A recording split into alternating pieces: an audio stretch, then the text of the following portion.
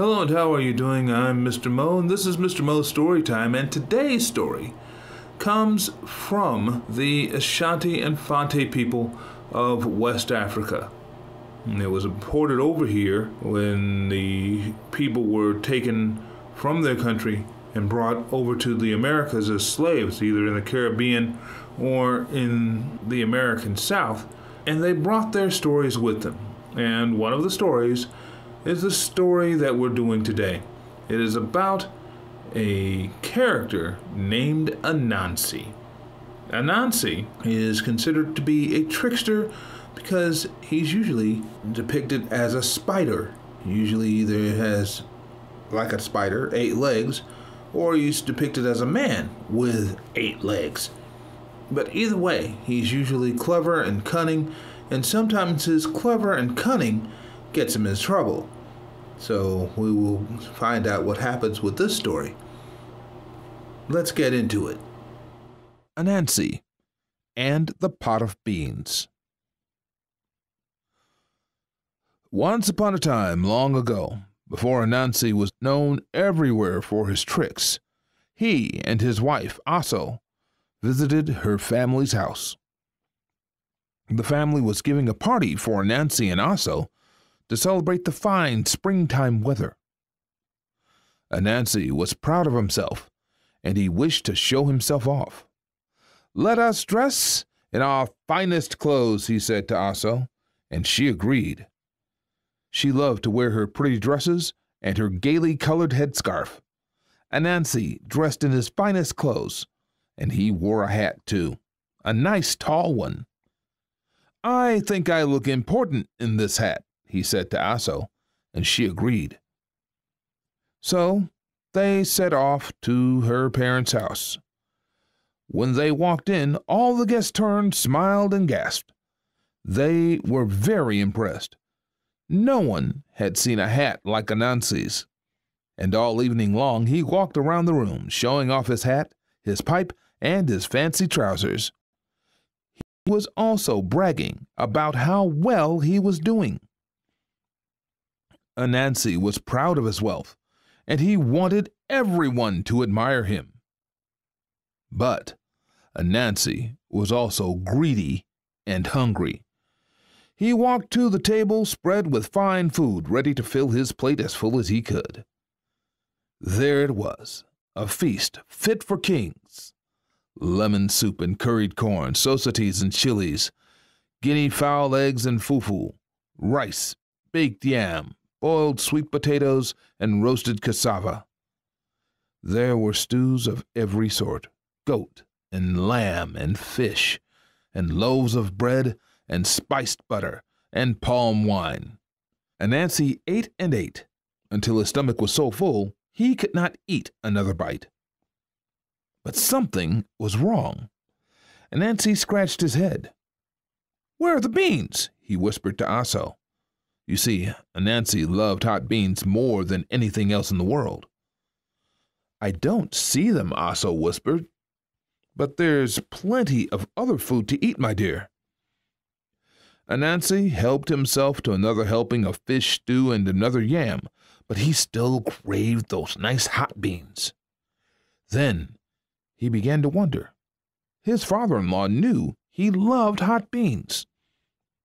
Why would he neglect to serve them? Perhaps he was hiding those beans. Anansi sniffed the air. He sniffed again. "Excuse me," he said to his father-in-law, "but do you mind if I step outside to catch a breath of air?" "Of course not," his father-in-law said. However, this was a trick. Anansi did not intend to walk outside. He just wanted to sneak into the kitchen, and the way outside was through the kitchen. Off he walked, and sure enough, he caught a whiff of something. "Yes," he said under his breath. There was the pot of beans boiling on the stove. "He's hiding them from me," Anansi said to himself. "How dare he try to keep me from the beans?" Actually, what he did not know was that his mother-in-law had just forgotten to serve them. Checking to make sure no one was watching, Anansi found a satchel and filled it with spoonful after spoonful of beans. When the bag was full, he placed it on his head and covered it up with his hat. Anansi, with the satchel of beans buried beneath his hat, walked quickly back into the party. "Aso," he said to his wife, "I think it's time for us to leave." "But Anansi, this party is in our honor," Aso argued. Just then, her father announced to everyone, "I wish to make a speech, please. Everyone gather around." Anansi's father-in-law began to speak. "I want to say how proud I am of my fine son-in-law Anansi. He is good to my daughter, and he is good to me and my wife. And we wish everyone to know how fortunate we feel to have such a fine son-in-law."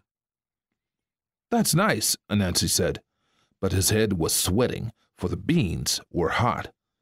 "Thank you. And now we'll leave," he said. But his father-in-law waved a hand. "Not yet. Don't leave. I have so many things to say." And everyone began to clap their hands. "More, more!" they cried to the father-in-law. By now Anansi was worried, for those beans were burning his head, and sweat began to pour down his face. "Thank you," Anansi cried, "but you've already said more than enough." "Never," said the father-in-law. "There aren't enough fine words in the language for praising my fine son-in-law." "More, more!" everyone cried. But now Anansi was in serious pain, and so he tried to lift his hat a little bit to let in some air.